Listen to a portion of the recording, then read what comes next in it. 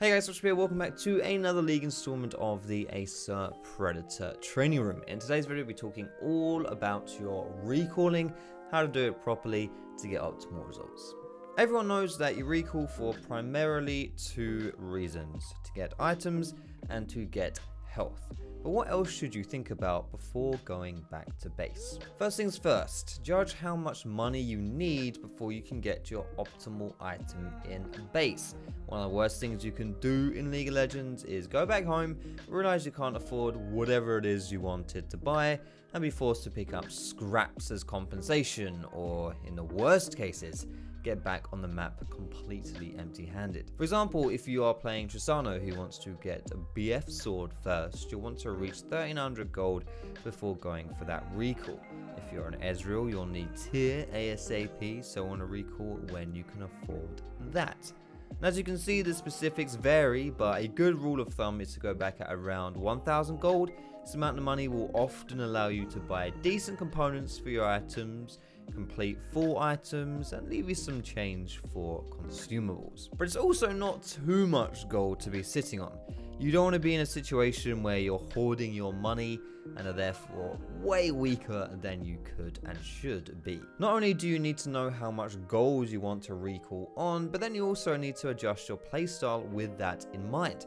For example, if you are, say, 3 waves of minions off of getting your BF sword, it's best not to go for any risky aggressive plays until you can afford that BF.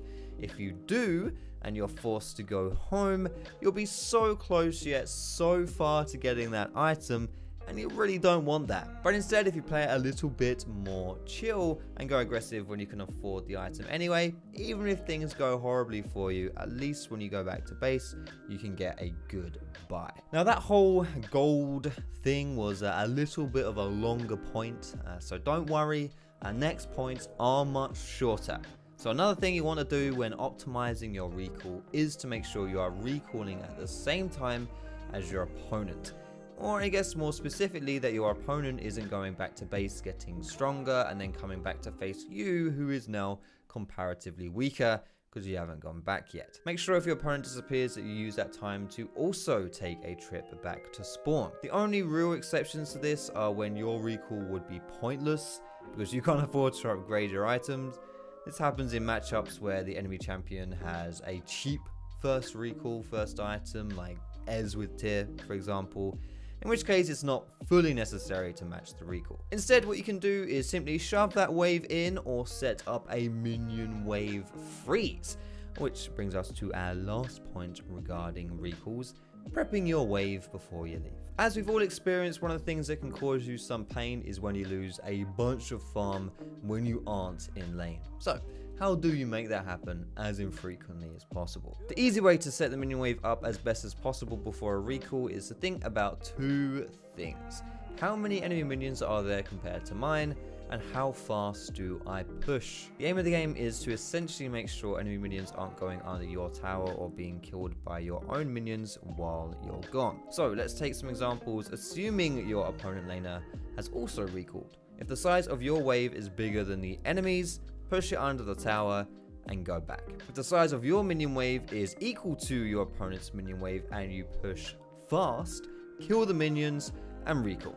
If the waves are the same size but you push slow, you might just want to recall as is. You may lose a few minions overall, but it's way better than trying to push, not pushing fast enough, then finding you have another wave to push to get under that tower, and before you know it, the enemy lane is back and you're screwed. If the size of the enemy minion wave is bigger than yours, but not too big, leave it alone and recall. It will automatically push towards you, denying creeps from the enemy.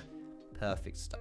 But if the enemy minion wave is bigger and by a wide margin, it might be worth thinning out some of the caster minions so that the wave pushes slower towards you and doesn't get under your tower. How many you kill depends on how fast you can do it. With those last 2 points, getting the enemy minion wave to push into you automatically, that's what we talk about when we mention the word freezing.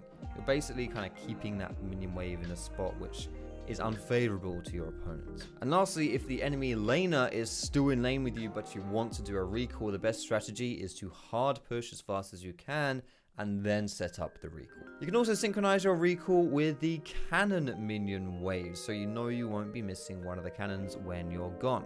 So once you killed one of them, you can chuck in your base, as you know you won't be missing out on one of those juicy sacks of gold. After the lane phase, you want to avoid basing when there are objectives in play. It's going to be hard to contest if you're not around, so you want to base in preparation for them. Aim for about like 1 minute in advance of something spawning, so you know you'll be back in time. And generally speaking, when you have the advantage on the map and you're looking to make plays, this is especially true if your team has the Baron, you want to time your recall to match with your team.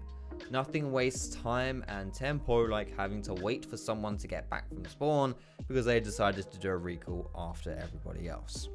That just about does it for today's lesson. Thank you so much for watching, and I'll see you in the next one.